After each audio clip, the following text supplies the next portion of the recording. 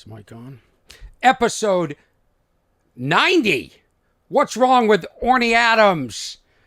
I'm back from vacation, and whoever said I need a vacation from vacation was absolutely right. Vacations are stressful because there is an obligation to unwind, and unwinding is not easy. In fact, you don't unwind until probably the last day of the vacation, and then it's time to fly home, and it's back to this crap where everything is wrong. Everything is wrong. You come home, the hose is broken, the sweep under the door, that plastic vinyl strip, that needs to be replaced, and nothing is easy nowadays. Nothing is easy. I'll tell you that much. Lots to report. Also, I have an interview with Tara Palmeri. She's a investigative reporter. I saw a documentary she was in. I watched it on, HBO Max now? And I reached out to her on Instagram. I said, please come on my podcast. What is this, a podcast? And talk about it. And she did. So I'm going to play that for you in a few minutes. But first, when I was flying out for vacation, the guy next to me on the plane, and I love watching what people watch on the plane. I love watching people. One of my favorite things to do is to go out in public and watch people. And most of the time, it's just people on their phones. And nobody even looks up from the phone. I just look around, look at everybody's like glued to their phones. Nobody's even looking up. Nobody's even checking to see if maybe a ninja's doing flips and is about to overtake them. It's bad. It's bad, but I like to walk up and down the plane aisles and see who's watching which news station. What side of the aisle are you on? Well, the guy next to me on the plane was watching a stand-up comedian. And I thought, this is going to be torture. This is going to be a long flight. And I hope the person's like me, watches 2 minutes of the comedy special and says, this sucks, and dials out. This guy watched the whole thing, and here's what I think was so intriguing. Guy didn't laugh once. Not once. And I wanted to look at him and say, aren't you supposed to laugh watching stand-up comedy? Because afterwards he switched to The Office. That guy was belly laughing. But why did he stick with this special for so long if it sucked? Why are people watching sucky stand-up comedy? That's what I want to know. Here we go. Episode 90. What's wrong with Orny Adams? This is The Fold. These guys are in Chicago. A couple of brothers did this theme for me. Oh, I want to ask my buddy, the guitar player. Here. He's got great big eyes. I just had to switch around the whole studio because... What's his name, Dan? You got it, Dan. Bringing this down. I just switched around the entire podcast studio because I had a guest. I did a remote interview of Tara Palmeri, who has a new podcast out. New podcast, Somebody's Gotta Win podcast, which indicates to me that she's not thrilled, or the world's not thrilled with the two choices that we have for this next presidential election. I'm talking about American politics. Yeah, what's wrong with Orny Adams? What's wrong with Orny Adams is his hose doesn't work. They used to make hoses that lasted 10 years. Now they last about 18 months. They start leaking at the nozzle. I don't think I ever had a nozzle leak hose when I was growing up. Seems like that's something new. And then the hose develops holes along the way and starts squirting like it's a sprinkler. Like I'm going to put it down on the lawn and let the kids run amok. So now I got to buy a new hose. Have you looked at the selection of hoses? There's hundreds of hoses that all look the same online. They all have different prices, different names. Used to just be like one hose. I'm sounding like an old guy. Used to just be one hose. Now we're getting hosed by the hose people. And then there's too many choices.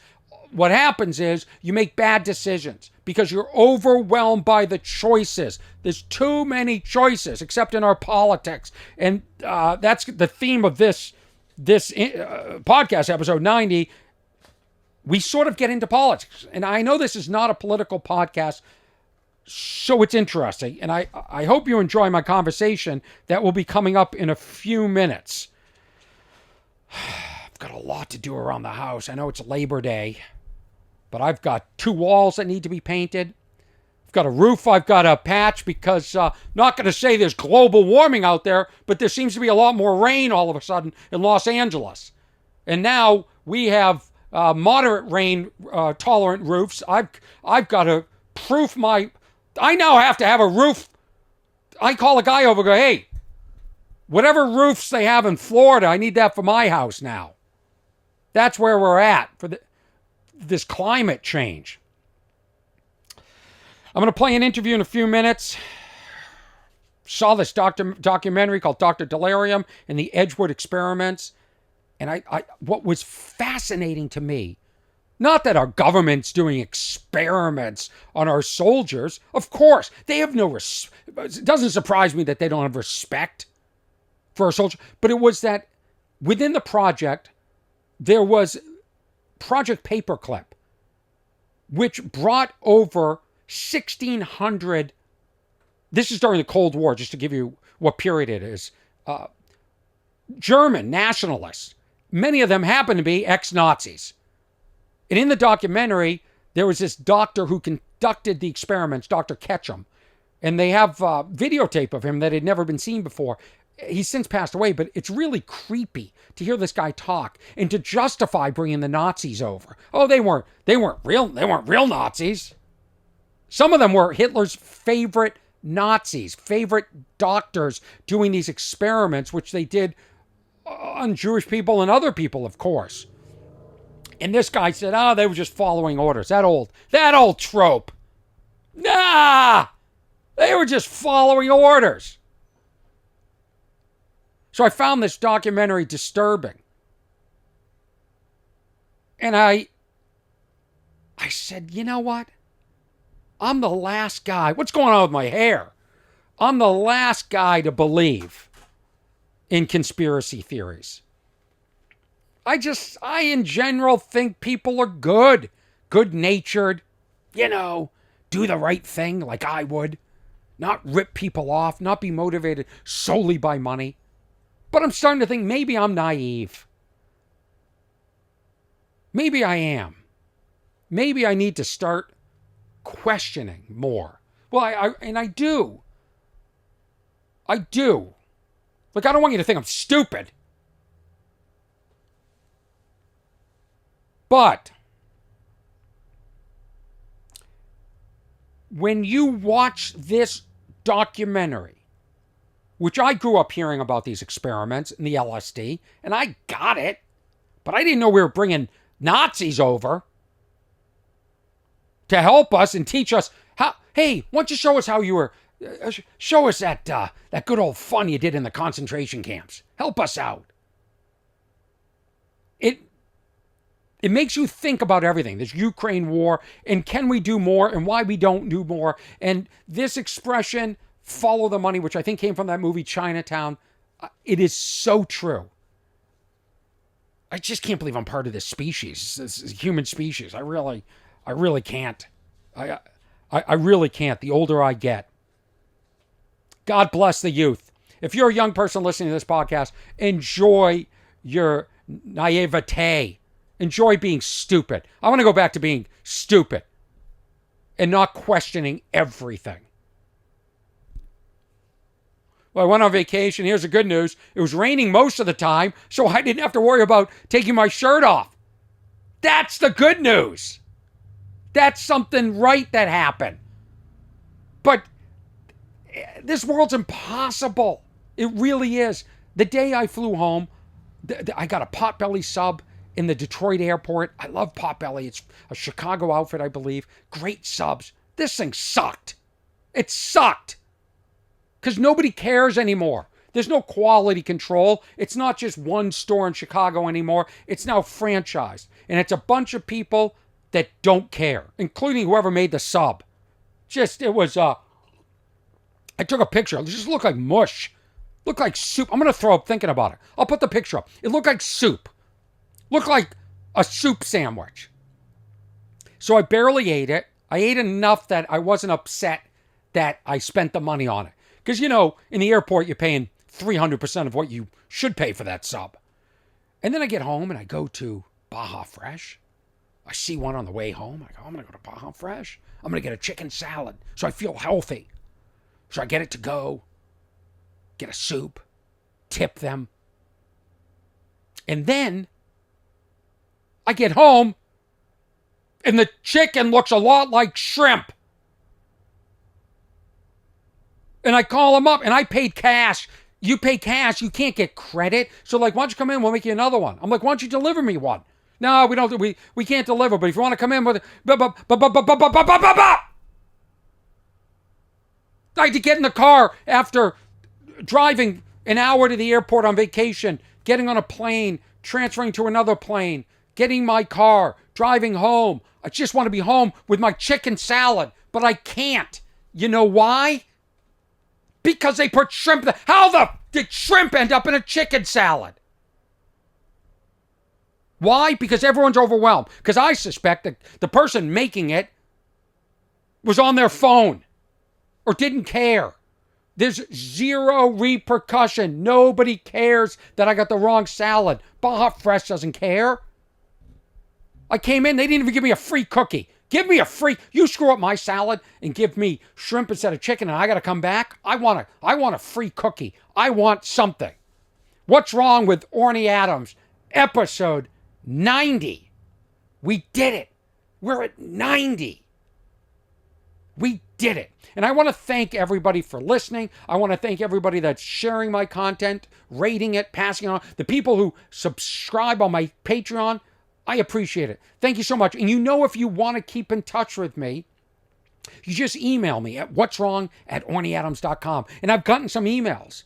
And a lot, I got to be honest with you, a lot of your concerns, they don't, I got one the other day about, somebody said, I don't want to throw the person under the bus, but send better emails. That's what I'm saying. Right now, I want to play for you my interview that I just did a few minutes ago. My guest today, I was introduced to while I was watching a documentary. My favorite thing to do, watch documentaries. She is an investigative journalist, a former White House correspondent, currently a senior political correspondent at Puck News. But most importantly, she just started a new podcast, Somebody's Gotta Win podcast. It's with the Ringer Network. It's all about politics. She's all about politics. And I have so many questions. Please welcome my guest, Tara Palmeri. Thanks so much for having me on. I appreciate it. Thanks. First of all, happy birthday. Oh, thanks. I appreciate They're always a little less happy with every year, but still good to make it, right? It's like you finish the lap every year. Yeah, I like getting older, believe it or not. You do? Yeah, I don't men like getting older, I think. Women, not so much. But you learn so much more about yourself. You understand the world better. I think it's just cooler. Don't you look at the young people and go, look at these idiots? Totally. Yeah. You're right. You're absolutely right that you grow into yourself, you get to know yourself better. You're a little bit more comfortable. You don't need to sort of substitute with the thrills just to get by in life. Yeah. You can chill. Yeah. Celebrate chill getting older. Yeah, the next 10 years are going to be fun. Trust me. Okay, cool. Trust me. I'm trusting you on that. I'm going to check in with you in 10 years and be like, hey, was it fun or was it, little fun? I'm saying the next 10 years for you. The next 10 years for me, I'm done. It's over for me. You're cooked. You're out. Yeah. I'm saying for you. And I'm rooting for you cool. for the next 10 years. Thank you. What's going on, Tara? What's going on in Washington? Oh, gosh. Well, right now it's kind of slow because it's basically Labor Day weekend and they've been out of Congress for about a month.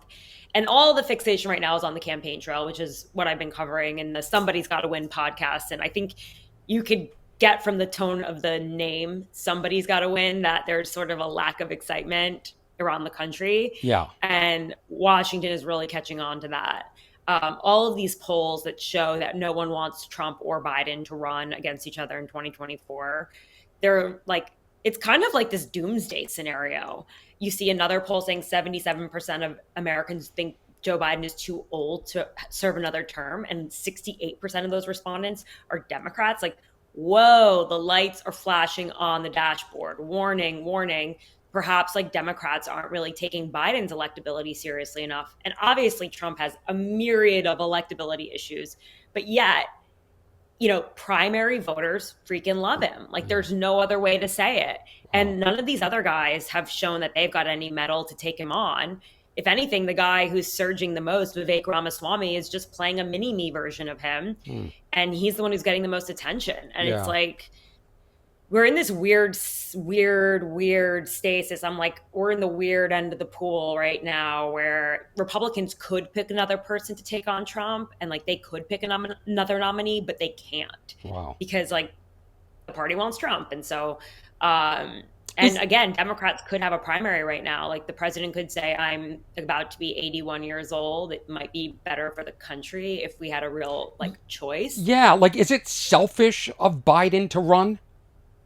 It's selfish of both of them to run. And like, this gets down to like the core issue, I think, in politics right now, is that it really is a game played by men who believe they have a divine right to power. Right.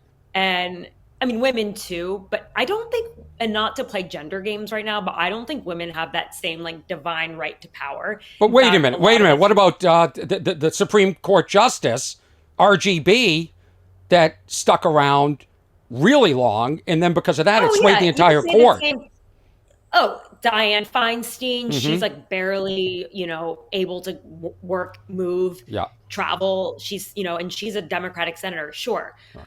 But I don't know, maybe this is a gender, like it's a trope, but I do feel like it takes a little longer for women to step into their power, I guess you could say. But maybe once you're in it, you realize the perks, you like the trappings, you like your life, you can't get out of it. Yeah. And even Mitch McConnell, like, he's 81 years old. The guy's been freezing up on in press conferences. And this person is supposed to represent the power of the Republican Party in Washington. Like, he should be their strongest leader. And yet, like, he's not but he's not clearly physically well. Right. And everybody's just like staying in line. Like, no one is willing to buck the party on both sides, Democrats and Republicans. Like, where's AOC right now trying to challenge Biden? Where's Gavin Newsom? Where's JB Pritzker? And where are the young guns in the Republican Party trying to challenge Mitch McConnell? They're not. Oh. Or, it's just like everybody's just following in line. And maybe it's our generation. Like, maybe the millennials are a bunch of losers. Well, they won't step up. What? How scared? This is what I really want to know, because this is not a political podcast at all. In fact, I never even reveal my affiliations. I don't talk politics. When I go on political leaning podcasts, I sort of play the middle. I challenge both sides. You asked me to be on your show, though. Yeah, so I have to ask you.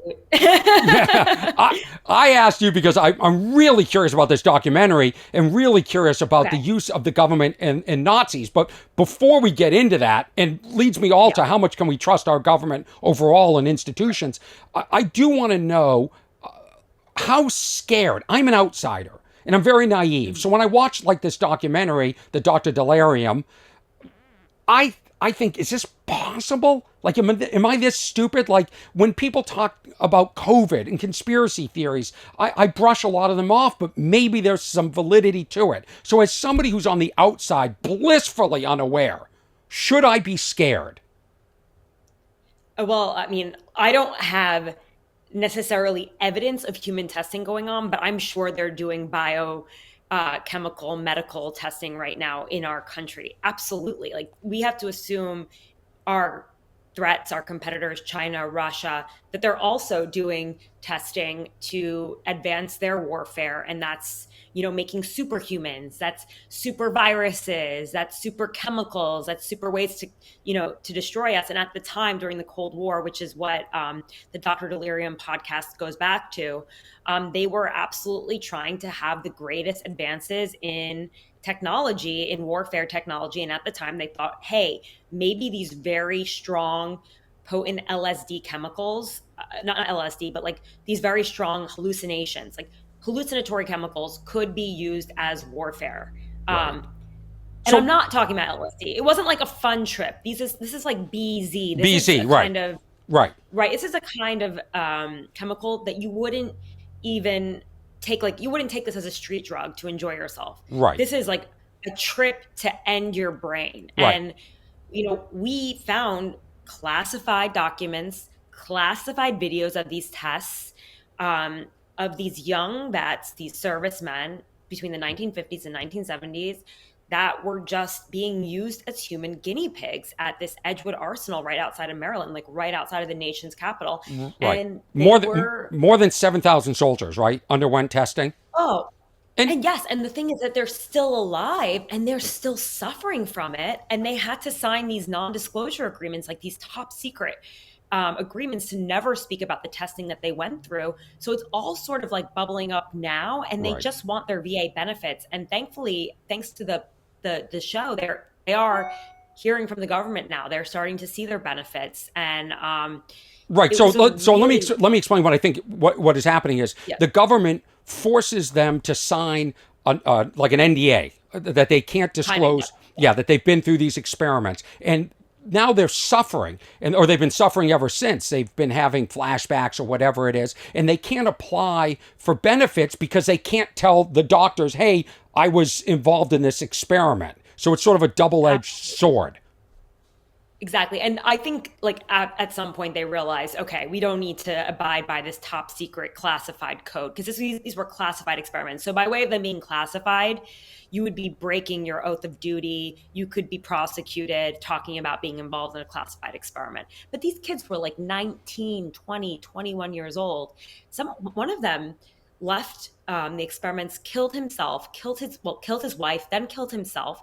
There were so many really terrible repercussions. Some of these men told me in their 60s, 70s, they would be waking up in the middle of the night with nightmares Right. from these experiments. They'd be going there for a month and just being trapped in a funhouse, literally padded rooms, being tested on it, wearing gas masks, like the kinds of things you would see the Right. Nazis use when they were doing their medical testing. And actually, a lot of the doctors that were brought into Edgewood, into this chemical testing facility, they were German Nazi doctors, because at the time we wanted them. We fought for them through this program called Project Paperclip. Right. The paperclip is what you would put the visa next to on the application, because we Oh. believed they were the best scientists and engineers in the world, and we didn't want the Russians to get them Right. when in our Cold War with USSR. So we thought, oh, let's take them and bring them to America and have them run chemical This is trials amazing. in dangerous. Yeah. When I saw this is when I reached out to you on Instagram and I said,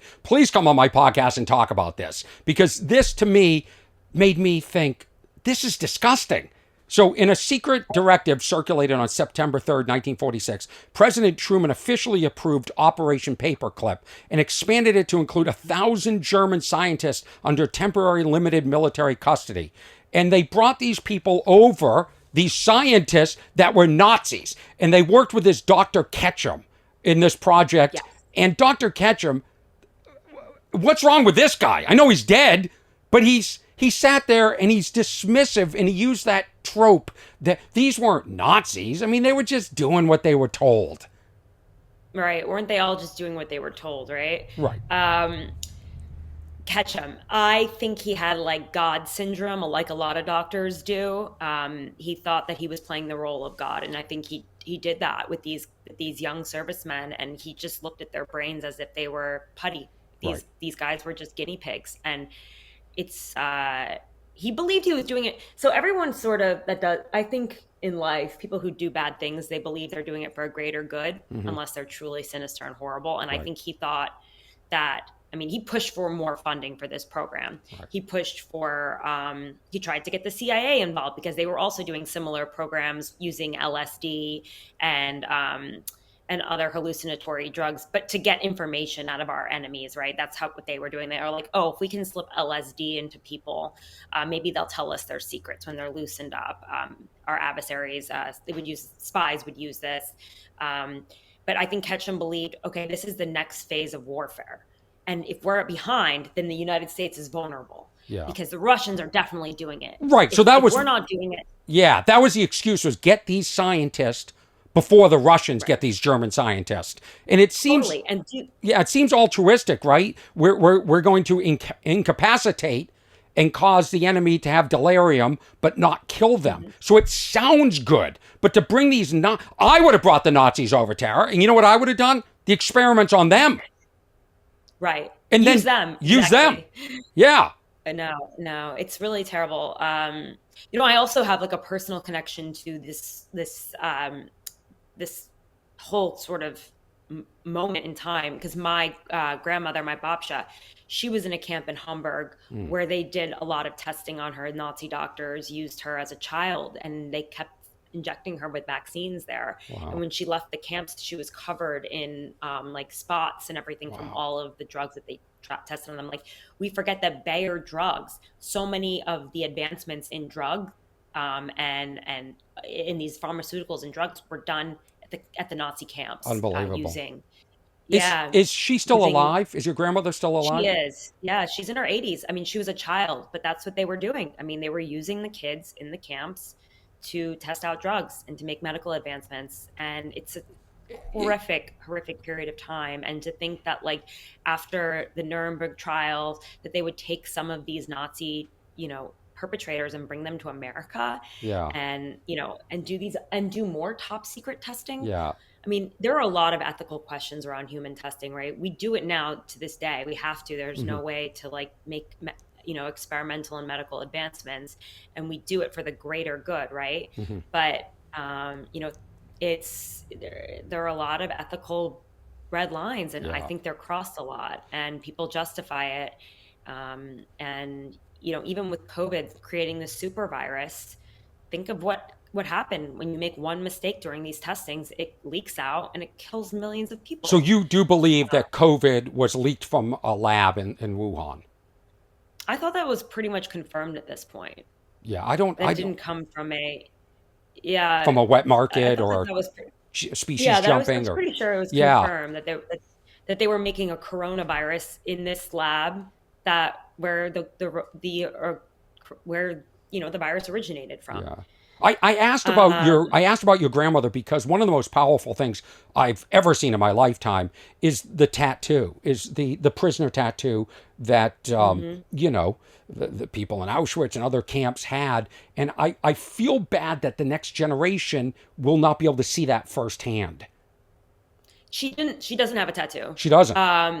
No, because they were Polish and they were not Jewish. They They didn't. were just moved. Oh, okay, They called them war camps or family camps, okay, but they lived in a camp in Hamburg. Like, I okay. went to Auschwitz once, and I was showing her pictures of it, and she's like, "Yeah, they all look the same." Did But she told me the Jews, they lined them up and they killed them, wow, and the Poles and other people from Eastern Europe, they used them in the camps to build artillery bombs. yeah, The children, they were used to make medical advancements, right. but they still were enslaved people. They didn't have that. They Yeah, weren't killed. They and weren't treated and the I same way that the Jews were. yeah, it's interesting. I It's still horrific. it's of course it's all horrific. It's all so much to Hmm. even process. And in the Hmm. documentary, you did mention the connection with your grandmother, but they didn't really Hmm. go into it. Did they ever consider maybe bringing her in as part of the documentary? I thought about it. I still want to talk to her. I want to sit down with her and have a real conversation about, what it was like. But every time I ever speak to her, she gets really, really emotional. She says, like, when they were liberated from the camp, they didn't know if it was the Russians or the Americans. They were just running and running and into the woods. It was just like, it's hard. I mean, Yeah, to sit down with a survivor of that and that kind of trauma so late in her life. I mean, she's in her 80s now. I feel like I'm re-traumatizing her, right. and there's a part of me that wants to protect her because she's my family. Of course. You know what I Yeah, mean? of course. So it's hard. Yeah, And as yeah, a journalist, like, I want to know more, but I've seen, even interviewing these test vets from Edgewood, they want their story out there. They want their benefits. They want the truth to be told about the darkness of government and what it can do, and they want to make sure it never happens again. yeah. They want to make sure people aren't taken advantage of, especially our youngest, our brightest, our most vulnerable. Hmm. And I know in her heart she wants to make sure that nothing like the atrocities of World War II ever happen again.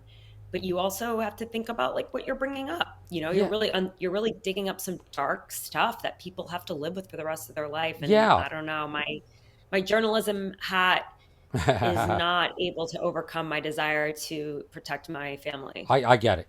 I get it. And Yeah. when you bring up, could this happen again?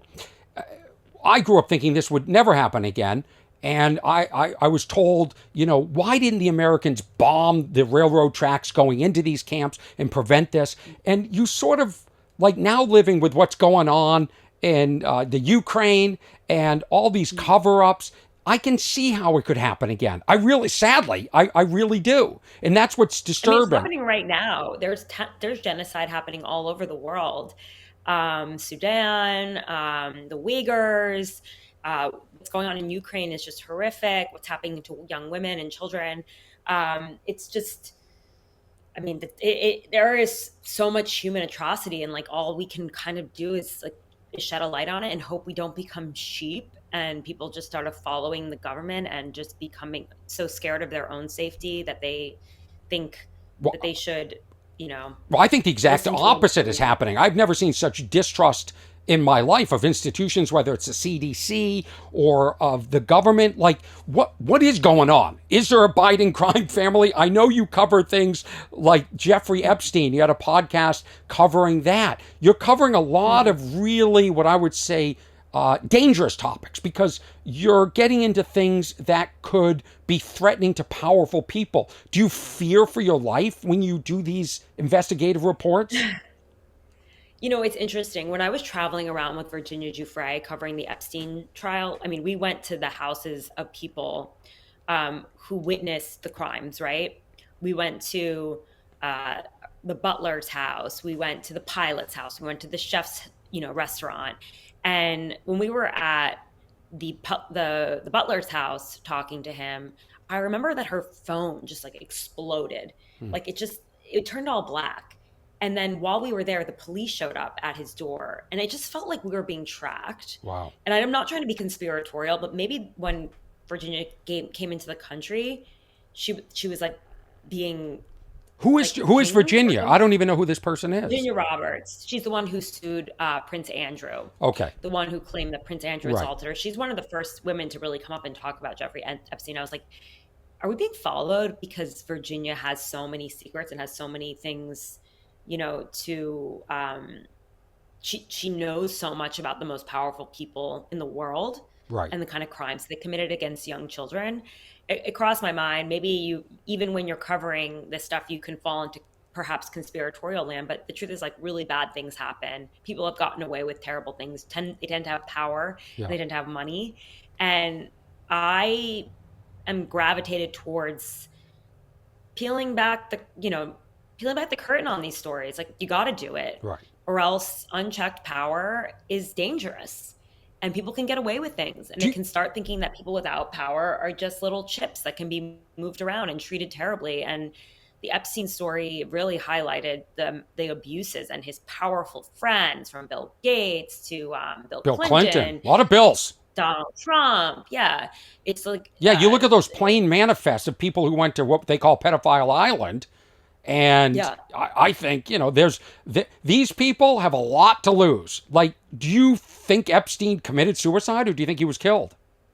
Oh, I think he was absolutely killed. He absolutely was killed. Who would have killed him? And so I don't know if you saw that 60 Minutes. Sorry, I used that 60 Minutes documentary, and I think they were talking about this cop, like whoever killed him inside. It was an inside job. Like anyone's like, oh, Hillary Clinton crawled through and killed him in his sleep, whatever. Like, no, it was an inside job. Whoever was in there who killed him was probably paid off by some powerful person that knows that Epstein had a secret on him, and either their family's being paid off somewhere, they're gonna get a lighter sentence. I don't know, but there seemed to be coordinated inside the jail. The fact that the cameras were off, the guards weren't looking, the guy was just killed. I don't know. It does not test my smell test. Now, do I have any proof? No, but Right. like the note that he wrote, like, no fun in big letters. He seemed to think he could win on appeal. He had already gotten away with it before.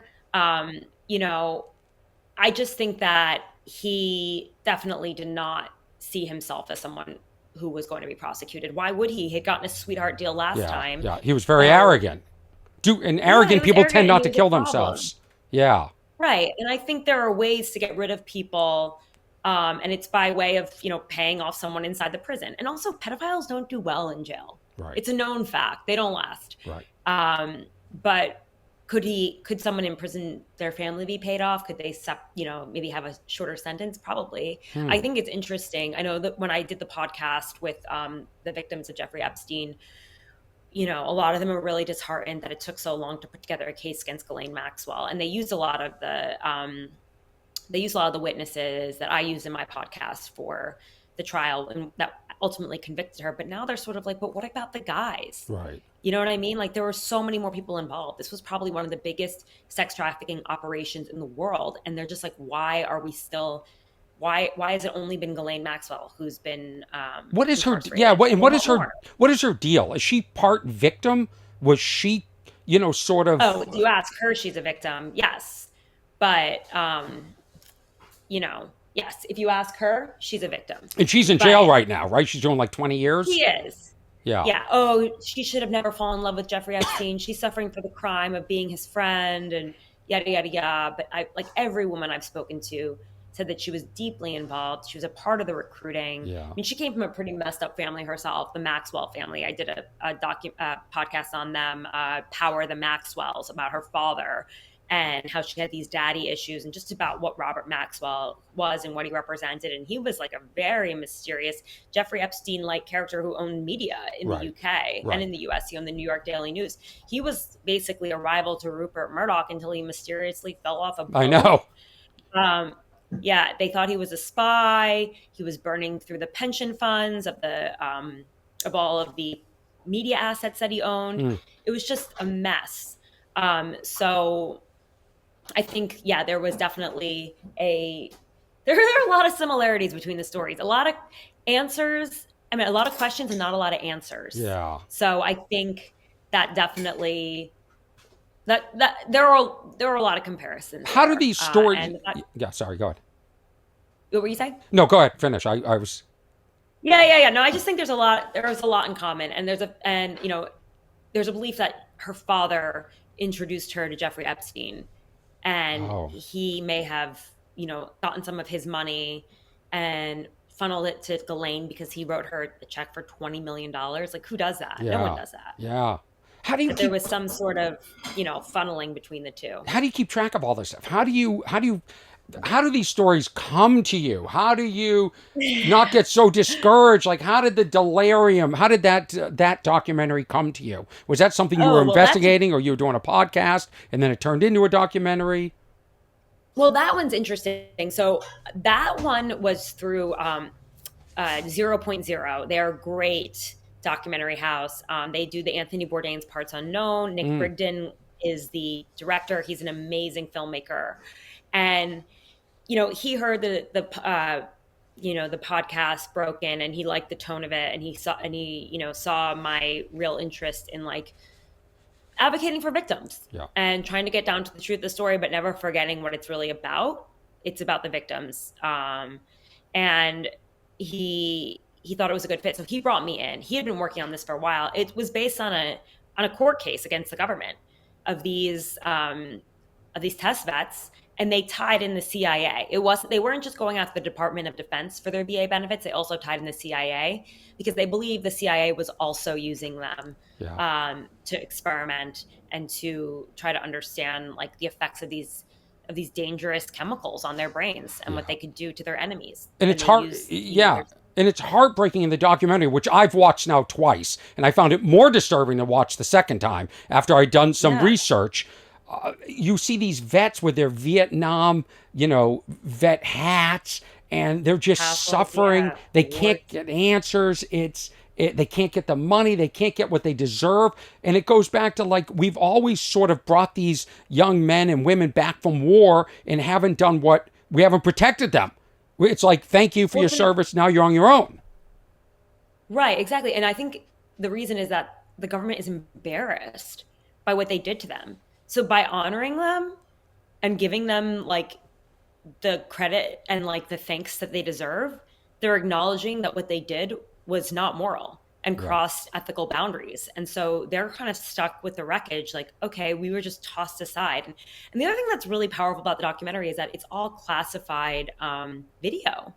You're actually watching the change. And I think it's interesting, one of the test vets, we get to watch him having a psychiatric breakdown because of a psychedelic. And he's there and he's like, that's me. Like, wow, that's Yeah, me at 20 years old. yeah, that's And what. he's sobbing. Yeah, yeah, and He's sobbing as a 70, 80-year-old man. Just, they were all sobbing. Um, how did you it's get? How did you get all that footage? How did you get the Dr. Ketchum deposition? Because in the That documentary it was says something that was in the it's never court. been seen That was a part before. of the court documents. Yeah, that was part of the court documents. But the interview with Ketchum, which is really telling, um, it was with Nick Brigden. He went and interviewed Ketchum, and it was an incredible interview, trying to get him to confess, like, okay, maybe I didn't have the purest intentions. Maybe this wasn't good. Maybe I didn't consider the impact on the test vets.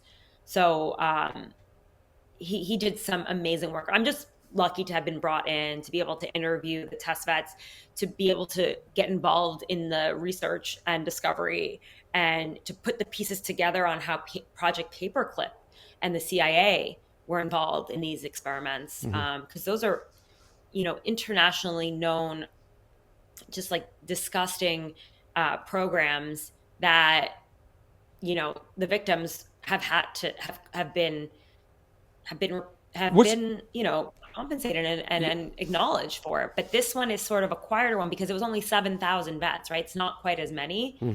And not to diminish it, but they just haven't had their due. And I think it's time. And it seems to be that it's happening. okay, good. And there were a lot more. Aren't they having trouble contacting some of these vets? The 7,000, is that came up in the I documentary mean, a too? lot of them have died. Yeah. I mean, they're older men. They're Yeah. hard to contact. They changed addresses. Although once the documentary came out, a lot of them have reached out to me as well. And that's sort of the thing with these documentaries and stories and reporting, is like, you put information out there and then more people come forward, right? That's Yeah. sort of how it works. You kind of have to start moving, Yeah. and then you start to hear back from people, and you start to. And did the government think they were going to get away with bringing Nazis over and using their knowledge and having them be part of experimenting on our soldiers? We brought Nazis over to experiment on our soldiers. That blows my mind. I think they would have liked to get away with it, right? That's sort of how it works. I mean, again, we don't know everything that's going on right now. There's top secret classified testing Right. that's happening every single day. And we can only really hope that it's ethical. Yeah.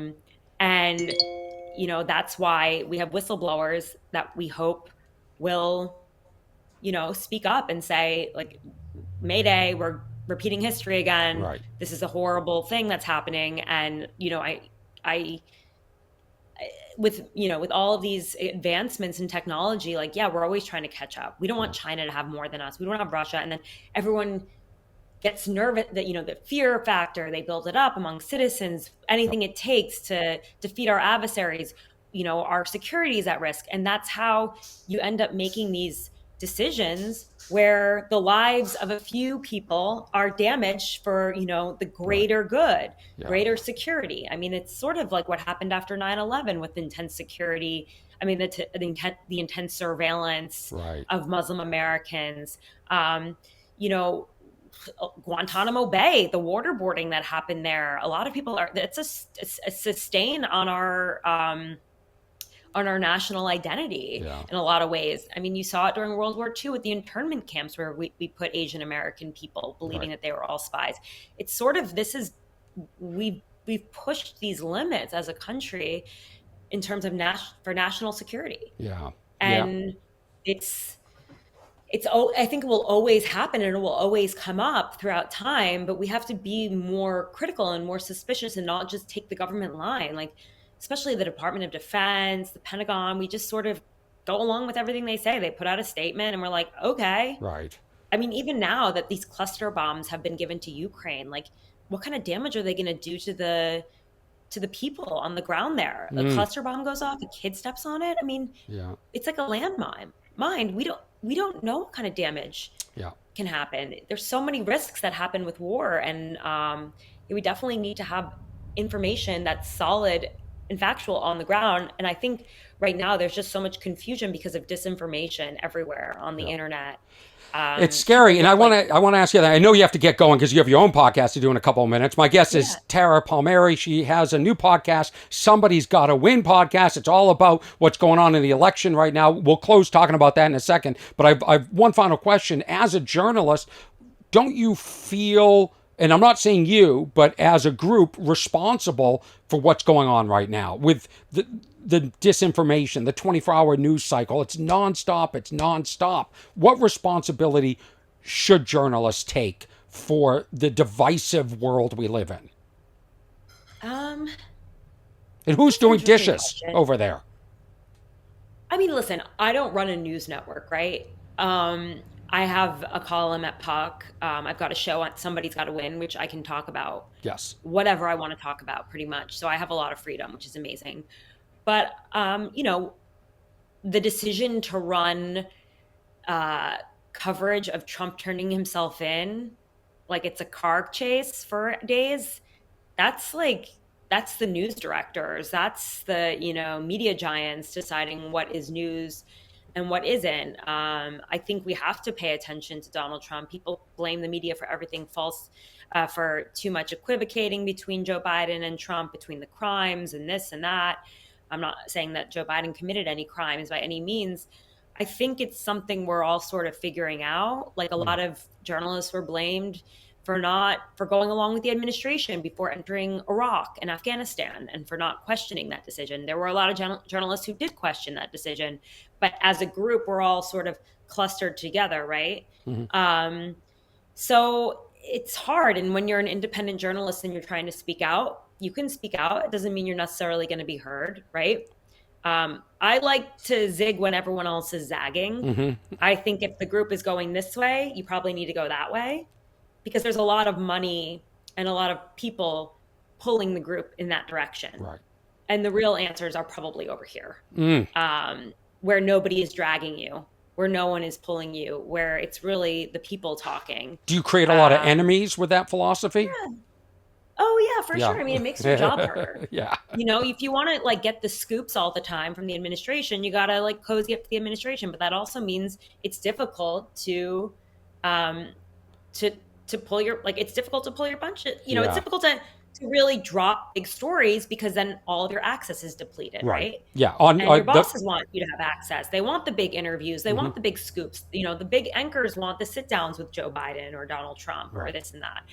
And you're not going to get that if you just report. It's really hard, and there's just not a lot of money out there for independent journalists. So it's sort of this tap dance, and it's going to continue to cause a lot of resentment against the media. But as long as there's support for independent journalists and independent journalism, I think that we can tell the real stories and just have honest conversations. Your bio at Puck News it's Puck, right? Puck News? Am I getting that right? Yep. Washington's most feared and fearless politics reporter, covering what people are really talking about inside the White House, on the Hill, on K Street, and within the media companies who cover it all. So tell me about your podcast and what you're going to talk about today. And I do appreciate you coming on, especially on your birthday, and taking time to tell me what's going on. Because I like I said, what I think is really fascinating about the world is you can watch a documentary now, reach out to somebody on Instagram, and then have a conversation. I think is really cool. The other parts of the internet, I can't stand. I can't stand the disinformation. I can't stand so much information. I've got a palm. I've been talking about it on my podcast now for weeks. I've got sago palm, which are sick. I've got two of them. And I have this other palm. I don't even know what it's called, but the gardener says it's worth hundreds of dollars. And it's sick. And so there are two different kinds of sprays you can use. And everything I've read on the two different sprays completely contradict the information from one website to another. I can't even get a straight answer. Should I use neem oil or copper spray? And so if we can't get that straight, we're screwed in this lifetime. Oh yeah, there's no hope. If you can't figure that out, I've given up. It's hard. You gotta trust your sources of information. I also think being an independent journalist also means believing in your own brand as a journalist and putting out stories. So it's if you're oh well, Tara Palmeri is reporting this and I trust her, right, then you can kind of seeing yourself as the source, and no matter who you're working for, being true to what you do. Like, I've worked for very big journalism companies. I've broken stories, and they've taken 6 or 7 months and a lot of pushing to get the bosses to do it, because Right. it would hurt relationships, sources. Other colleagues I've worked for would be pissed at me for doing it because it would hurt their relationship with the administration. And I pushed and I pushed and I pushed, and some of them are playing out right now. You know what I mean? And it takes time and it takes perseverance, and I wish it was easier. The politics but, of journalism. The politics of journalism is tough. Now, my show, Somebody's Got to Win, and my column, yeah, I'm not afraid to talk about the uncomfortable stuff. Good. It might be a bit processy for some people, but the process is kind of how the sausage is made is what you get at the end. Right. And I think it's like the more you know about how the sausage is made and the inside conversation, like the more you'll be ready when you read something in the New York Times, the Wall Street Journal a few weeks later. That's the exact same thing I was talking about. Like, this is what everyone's talking about. These are the fears. These are the concerns. Yeah. This is the inside story. And so that's what I'm trying to give my listeners, an ability to eavesdrop into what it's like to be in Washington, D.C. and listen to the conversations. I don't think I want to know. I don't think I want to hear. I think I want to be blissfully unaware, because but the more I discover about this process, it just makes me disgusted. It's gross to people on the outside, because it doesn't make sense. Like, are we really going to go through, the government might go into default again this month, and then if we get through this month, it's going to happen again in December? Like, how is it? Get your shit together, DC. That's what we think. I know.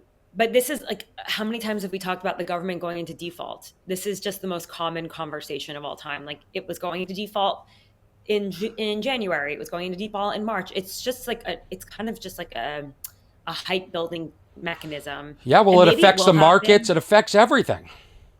I know, but it's like that's how these two political parties use it to get leverage. Like, if there's a cliff, then people start doing crazy things, and they talk and they have the conversations that they think they want to have. But in the end, someone loses.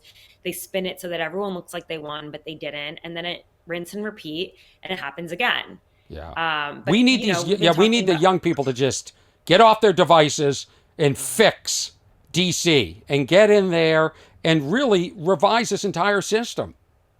I mean, it's just been the same old way for a really long time. And like, I just think that it's partially a generational issue. I mean, what is my generation? What is your generation doing? We're just leaving it up to the old guard to keep playing the same games over and over and over again. What choice do we have? We only have two choices, right? And you cover this on your podcast. Somebody's got to win, which is, it says it right there, meaning it's either this person or this person. Nobody's going to be happy with either one. Yeah. So what choice? I just sit here and I vote, but I'm just a vote in California. Right. I know. Should you move to Iowa? Yeah, I think I should, to fix the world. I think we should all move. Tara, I want to thank you for coming on. Can you handle a winter in Iowa? I can't handle a weekend. I've done shows there. I don't think I could handle a weekend. Really? Yeah, absolutely. Oh, wow. Well, listen, thanks for coming on. I really appreciate it. And I encourage everybody to watch this documentary, Dr. Delirium and the Edgewood Experiments, and to get to know Tara, and then go listen to this podcast. Is it a video podcast too? No, it's not. Not yet. It's you're just so lucky. Audio.